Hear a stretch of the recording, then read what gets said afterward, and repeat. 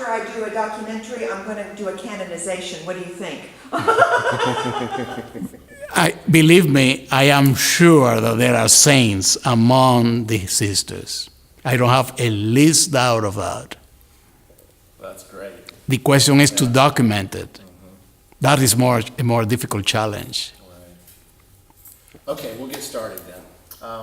We're going to talk briefly about the past, the present, and the future as it relates to the sisters. So that's kind of where, I know we're limited on time. So I understand that you were part of the Peter Pan Airlift. Can you talk briefly about your experience and maybe how you first came in contact with the Sisters of St. Joseph after that? Yes. So give me that little story, being a little boy. Right. Well, I came to the United States when I was 15, and at the airport of Miami, they brought us to a center around the area of Kendall, and we stayed there as they would relocate us through the different charities in our whole country. And there I met the sisters at the center. They would come and visit us and bringing us stuff, and particularly welcoming us to this great country. Was there, and this as a side note, was there a bit of a language barrier in the beginning? Oh, absolutely. We didn't know English, and so communication was a real challenge. And so, first of all, we needed to learn the language to communicate, and the sisters were so helpful in teaching us English and getting to know the culture, the language, the new country. What do you think, personally, knowing the history of the sisters, can you talk just briefly about the sacrifice and the struggle it must have been to come all the way from France and start? Well, I have learned that later in a way, the sisters have been present in Florida all along, in all the communities in Florida, in all the dioceses. But the history is really a most beautiful history of how the first bishop of St. Augustine, a French bishop, Augustin Verot, brought the sisters from Le Puy for the education of the black, who were the least at that moment, who were the ones who needed Catholic education. And so they began there in what could be an unpopular cause, but for the care of the children who needed the most. And the rest is history. The city of St. Augustine is so connected to the sisters because they have been here since the 1860s, late 60s. And so even at the time of the Civil War, they were here to care for these populations who were being new in the country, who needed education and care. And here they were, right here in St. Augustine, right here in Florida. And that's why they are of great importance. This is a community that is very important in the history of Florida. Can you talk a little bit about their other influences up and down the state, the different... Yes, I also knew them in Miami in the care of Mercy Hospital. It was so comforting to find the sisters in Mercy Hospital. I know Bishop Roman, Agustin Roman, found them most supportive to his care when he was chaplain at Mercy Hospital. Talk a little bit about, I'm an outsider looking in. Sure.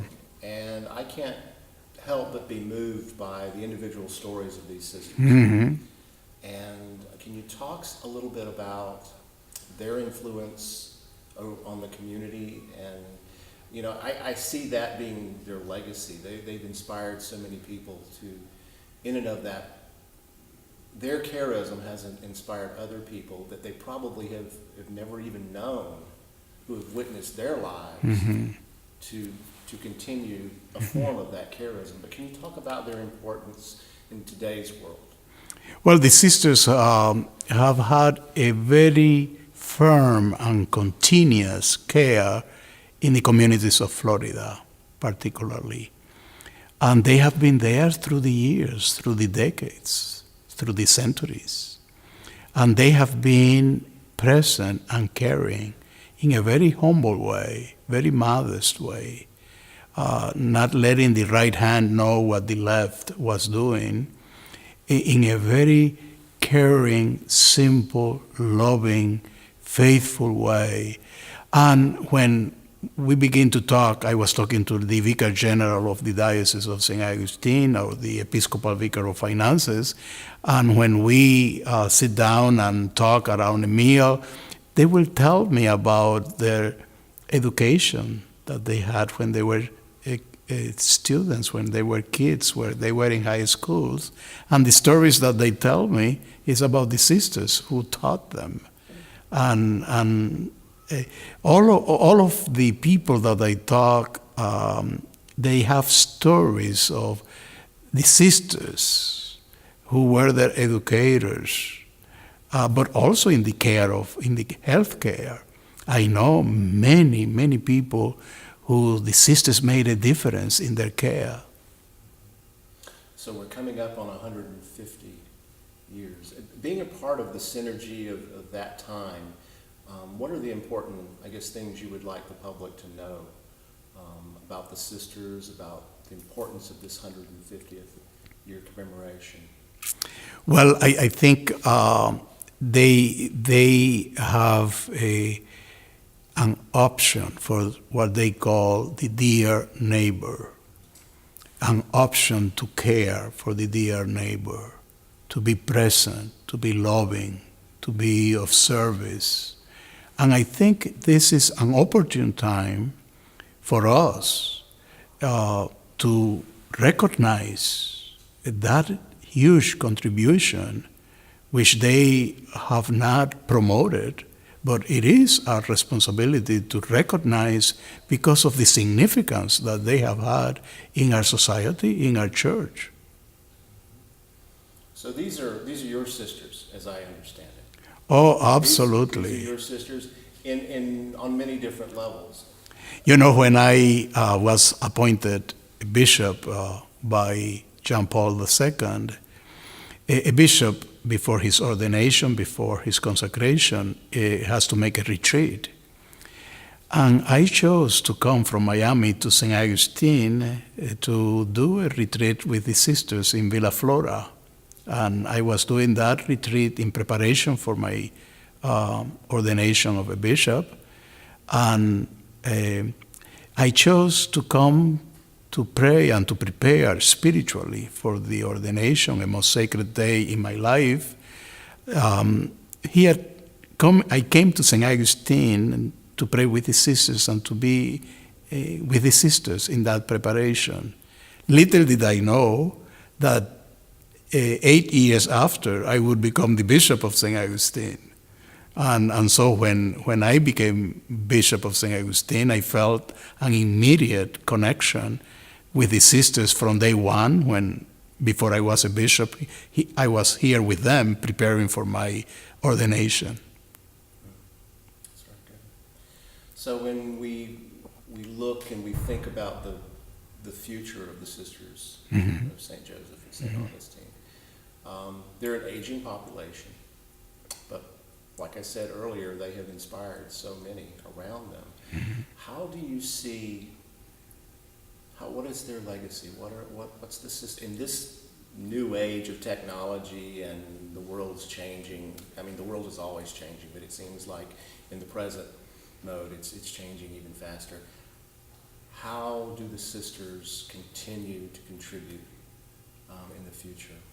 Well, the sisters have a legacy of love and care, and the alumni, all of us, all of our generation who have been touched by them in such a significant way, the values, the witnesses that have touched us in such a deep way. I ordained a priest recently, and that priest was a journalist who came from Texas. And when he was asked what why did you become a priest? And as he begins to give the reason for his being pursuing priesthood, there is a sister of Saint Joseph who brought that idea to him, an idea that he resisted, but the sister kept at it, and today he's a priest. And this is just one of 1,000 stories where they have had a significant impact in our community.